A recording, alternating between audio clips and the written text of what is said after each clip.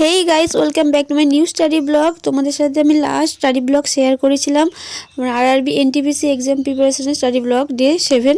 তো আজকে একটা নতুন স্টাডি ব্লগ নিয়ে চলে এসেছি। আজকে স্টাডি ব্লগ হচ্ছে আরআরবি গ্রুপ ডি আর হচ্ছে এনটিপিসি দুটো একসাথে, যেহেতু সিলেবাসটা তো একই থাকছে, এক্সট্রা আমি সায়েন্সটা পড়ছি আর কি। সায়েন্স আর ওগুলো যেমন আছে তেমনই, আর সায়েন্সটা একটু বেশি করে পড়ছি। তো আমি প্রথমে পড়ে নিয়েছিলাম প্রত্যেক দিনের মতো কারেন্ট অ্যাফেয়ার্স, তারপর করেছিলাম গগন স্যারের ম্যাথ ক্লাস।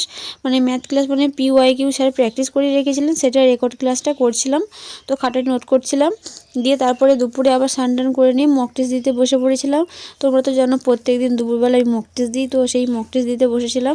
আর যেহেতু আমি ওই যে ফোনে দেবো সেই ফোনেই, ওই জন্য আমি আর ওইটা ভালো ওইটার ভিডিও করতে পারি না।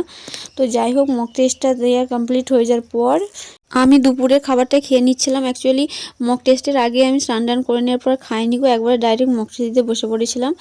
দিয়ে ওই জন্যে তারপরে মক টেস্টটা দেওয়ার পর ওটা তারপর ভাত খেয়ে নিয়েছিলাম। খেয়ে নিয়ে একটু বাইরের দিকে বেরিয়েছিলাম। এই যে এখন দেখছো, এটা হচ্ছে দুপুর, একদম বেলা, মনে হবে যে সকালবেলা।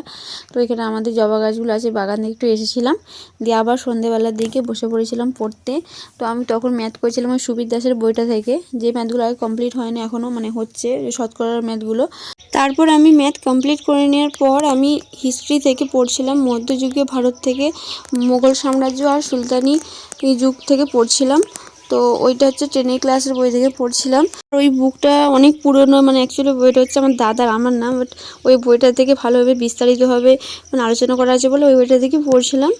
দেন আমি ভারতের প্রাদেশিক নৃত্য, তারপর হচ্ছে ভারতীয় নৃত্যের সঙ্গে কে কে যুক্ত কোন নৃত্যের সাথে, তারপর হচ্ছে আঞ্চলিক নৃত্য, গুরুত্বপূর্ণ আঞ্চলিক নৃত্য, এগুলো আমি পড়ছিলাম। আর তোমরা তো জানো আমার হচ্ছে কলেজের এক্সাম আছে 13 তারিখ থেকে। তো সেইগুলোর আমার নোটস কিছু বাকি ছিল, সেগুলো আমি করছিলাম, তৈরি করছিলাম নোটগুলো। তারপর দেখলাম যে আরাবুল স্যার হচ্ছে নতুন গ্রুপ ডির জন্য প্রিভিয়াস ইয়ারের কোয়েশ্চেনের ক্লাস, প্র্যাকটিস ক্লাস শুরু করেছে। তো ভাবলাম যে করি, ওই জন্য ক্লাস করছিলাম, সব ওইগুলো PYQ, আর ওই জন্য আরও করছিলাম।